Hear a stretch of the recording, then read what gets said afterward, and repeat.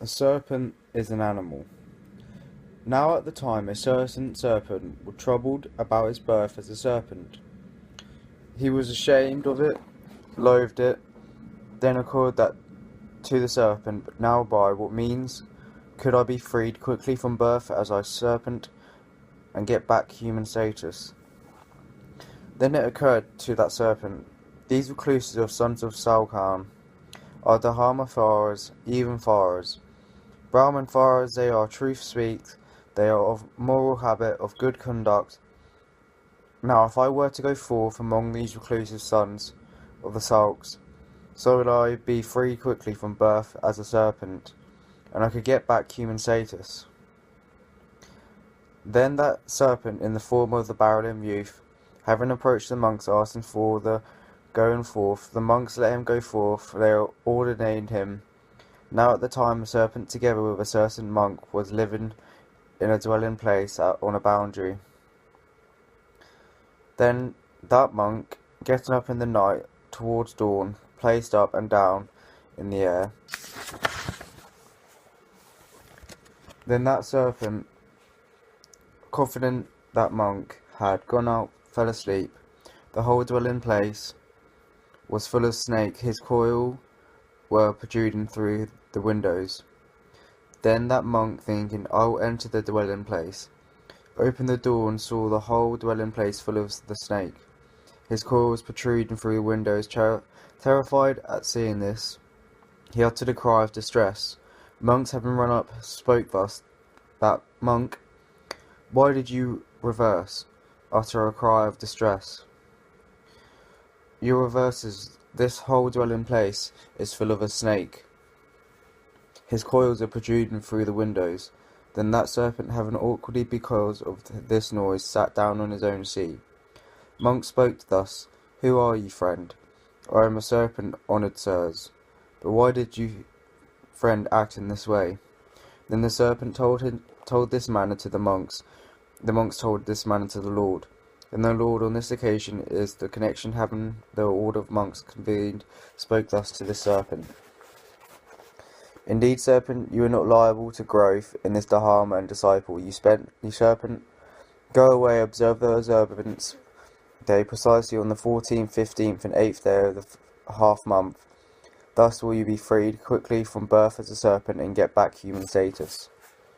Then that serpent, thinking, it is said that I am not liable to growth in Dharma and disciple. Pain, affliction, shedding tears, departed, having uttered a cry of distress. Then the Lord addressed the monks, saying, Monks, there are these two cases of manifestation, of a serpent's true nature, which he indulges in sexual intercourse with a female of its own species, and when he falls asleep in confidence. Monks, these are the two cases of a manifestation of a serpent's true nature. If an animal is not ordained, it should not be ordained. If it is not ordained, should be expelled.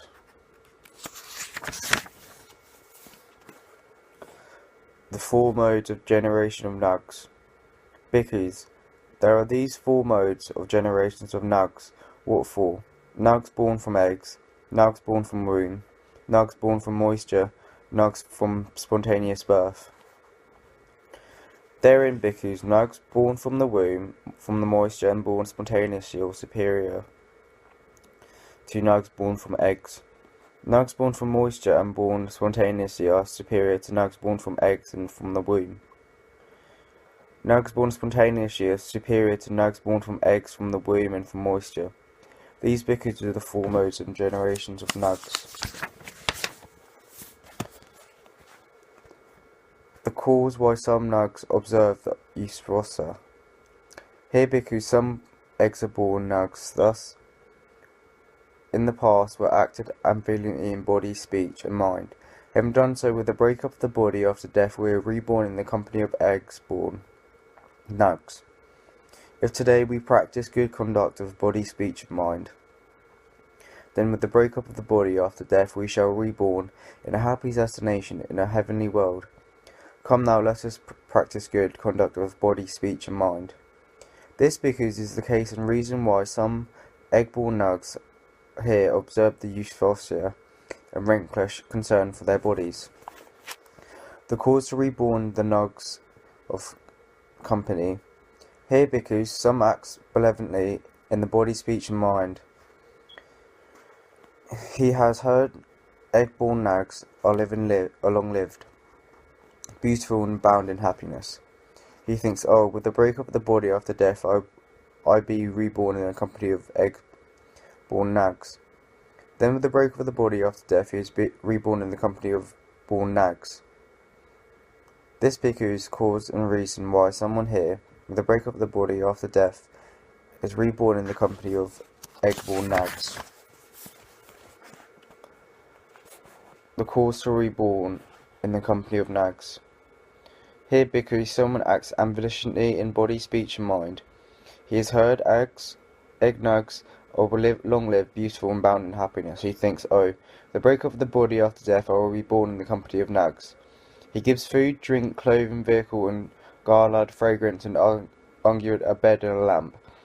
Then with the break-up after body, he is reborn in the company of egg-born nags. This bhikkhu is the cause of the reason why someone here, with the break-up of the body after death, is reborn to the company of nags.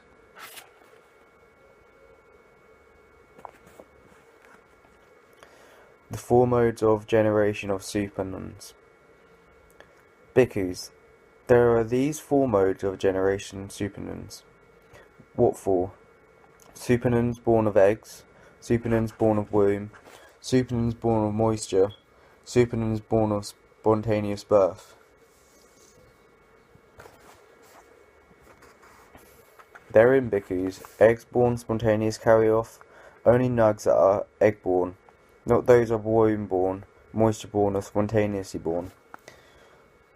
Womb born spontaneous carry off these nugs that are egg born and womb born, but not those that are moisture born or spontaneously born.